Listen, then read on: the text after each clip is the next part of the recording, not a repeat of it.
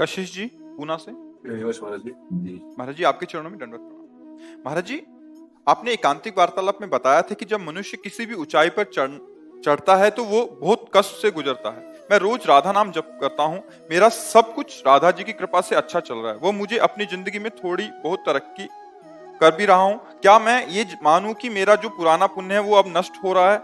हाँ, और जो मैंने जाने जाने में पाप किए हैं और जो पुराने पाप हैं वो अब आगे बढ़कर आएंगे। कभी ना कभी तो मुझ पर हावी आए, होंगे। हाँ, पक्का चतुर खिलाड़ी वही है कि अगर इस समय पहलवान नीचे दबा हुआ तो इसका मतलब ये नहीं कि परास्त हो गया है।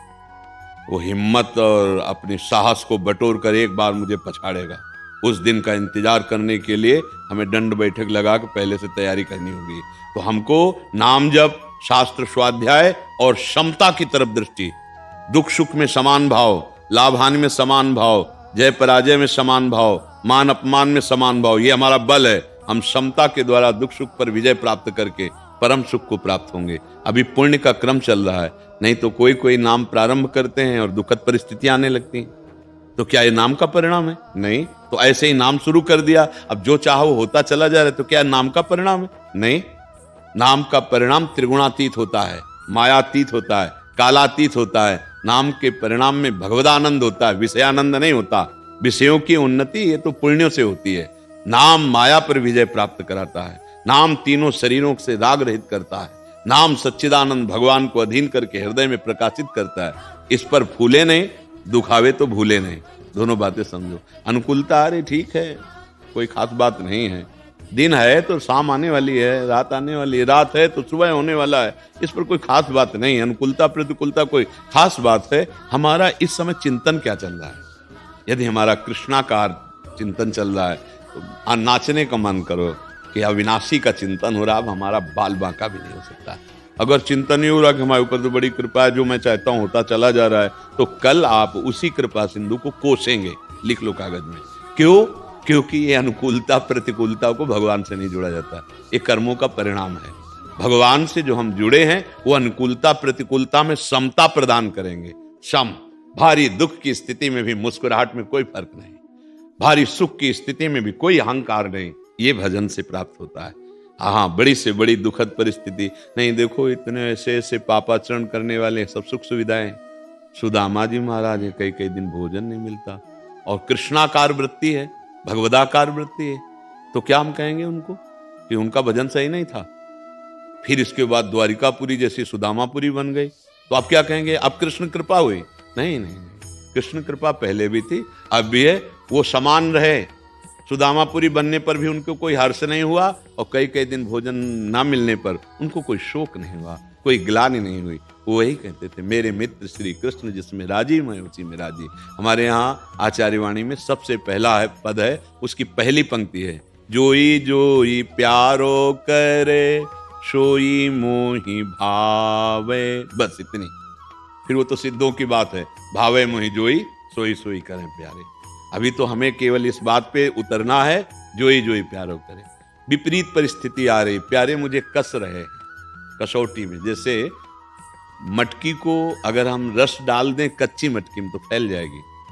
तो चतुर कुम्हार पहले उसे सूर्य के ताप में पकाता है, फिर अग्नि के ताप में पकाता है, फिर वो बाजार में रख देता है, कोई रस भर लो, अब ये फूटेगी नहीं जी। अगर कच्ची मटकी में रख दे तो फूट जाएगा। तो हमें भगवदानंद प्रेम रस प्राप्त करना है तो हमारे हृदय को कसा जाएगा, उसे तपाया जाएगा। वो काम क्रोध लोभ मोह मद का विकार कोई असर न डाल पावे, तब मटकी तैयार हो गई, अब उसमें प्रेम रस डाला जाएगा। तो इसलिए भजन का फल है समता। दुख सुख में, शत्रु मित्र में, मान अपमान में, लाभ हानि में सम हो जाना। आपकी स्थिति अंदर से किसी भी प्रकार के विकार को प्राप्त नहीं हो रहे, सच्चे भजन का लाभ आपको मिल रहा है। हम भजन का फल नाशवान वस्तुओं की अनुकूलता को न देखें, ये तो प्रारब्धानुसार आती जाती रहती। नहीं, बड़े बड़े महाभागवतों में ऐसी परिस्थिति देखी गई कि खान पान तो, और भजन इतना है कि भगवान सेवक बने हैं, भगवान दासत्व को प्राप्त हो रहे हैं उनके। और स्थिति ये है कि भोजन की भी व्यवस्था नहीं। जैसे चीदर चिदरानी जी, एक से एक महापुरुष, नाका बांका जी, एक से एक महान भागवत भी हैं। तो बच्चा, ये अनुकूलता पुण्यों से आ रही है, और अब आगे जो आने वाला है उससे लड़ने के लिए नाम का जप और बढ़ाओ, और हिम्मत रखना कभी नहीं, तो फिर लोग कहने लगते हैं ना भगवान की कृपा नहीं रही, और वो भगवान से फिर विपरीत भाव सोचने लगते हैं कि इतना जब किया और ऐसी परिस्थिति आ गई। पहली बात, यहाँ सब मरेगा।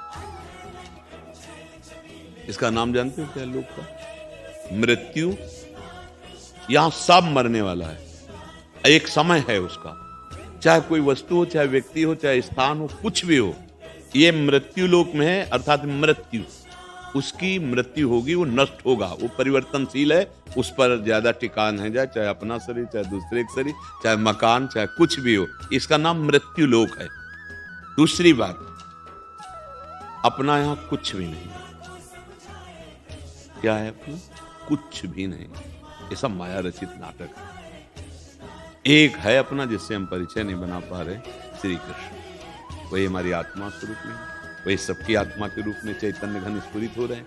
अगर उनका नाम और उनका परिचय प्राप्त हो गया, अब जीत गए। नहीं तो यहां सब परिचय बनाओ, स्टेशन में जैसे बैठ के ना हाथ मिलाए चाय पी रहे हैं, और अपनी गाड़ी आई, फिर उसकी तरफ कोई नहीं देखता, चल देता है। उसकी क्या हालत होगी, ना ये देखता है ना वो देखता है कि अब इसकी हालत क्या होगी। दोनों एक दूसरे से अपरिचित है और यहां से चल दिए। परिचय बनाते बनाते जीवन हो गया, प्लानिंग करते करते पूरा जीवन हो गया, ना प्लानिंग पूरी हुई, ना किसी से परिचय हुआ। आसक्ति जो पाप और पुण्य कर्म करवाए वो फिर भोग। इस बार हम परिचय प्राप्त करेंगे श्री कृष्ण का, किशोरी जी का, राधा राधा राधा, कृष्ण कृष्ण कृष्ण, और जो कर्तव्य कर्म हैं वो भगवान को अर्पित करते हुए इस बार हम भगवत प्राप्ति करेंगे। हर बार सब देख लिया, इस बार प्रभु को देखेंगे। ऐसा हृदय में दृढ़ निश्चय करो और नाम जप करो तो आनंद आ जाएगा। ठीक है? अनुकूलता को प्रभु की कृपा मत माने, नहीं प्रतिकूलता में फिर प्रभु की कृपा कैसे मान पाओगे? फिर लगेगा भगवान नाराज हो गए हैं। और सच्ची मानो तो अनुकूलता में दया देखो और प्रतिकूलता में कृपा देखो, क्योंकि प्रतिकूलता हमने तो चाहा नहीं, वो दिए हैं तो कृपा करके दिए हैं, और अनुकूलता हमने चाहा है तो वो दया करके दिए हैं। अनुकूलता में दुलार देखो, प्रतिकूलता में कृपा देखो। दुलार से बढ़िया मीठी कृपा होती है। क्या हो? प्रतिकूलता में भगवान के सिवा और कोई याद नहीं आएगा अगर भगत हो तो, क्योंकि कोई है नहीं दूसरा। अनुकूलता में फंसने का, रुपया में फंस जाओगे, शरीरों में फंस जाओगे, मान में फंस जाओगे। प्रतिकूलता, इसमें तो फंसने का कोई डर ही नहीं है। इसमें तो सीधा रास्ता केवल एक होता है, हरि शरणम, प्रभु अब आपके सिवा कोई नहीं। जहां जहां विपत्ति और प्रतिकूलता आई, उन महाभागवतों के हृदय में प्रभु का प्यार और बढ़ा है, प्रभु के प्रति समर्पण और बढ़ा है। पर ये थोड़ा आगे चलकर समझ में आएगा। अभी तो हम नाम जप करें और प्रभु से प्रार्थना करें कि हमको समता प्रदान करें, सुख दुख में, लाभ हानि में सम हम रहें। सुख दुखे समय कृत्वा लाभा लाभो जया जयो, सत्य मित्र सम जानि मान मान अपमान सम, दुख सुख लाभ न हानि, ये जो कृपा हरिवंश की। एक परमानंद है, ये विषयानंद में भूले जीव परमानंद की बात भले कर ले, जानते नहीं परमानंद।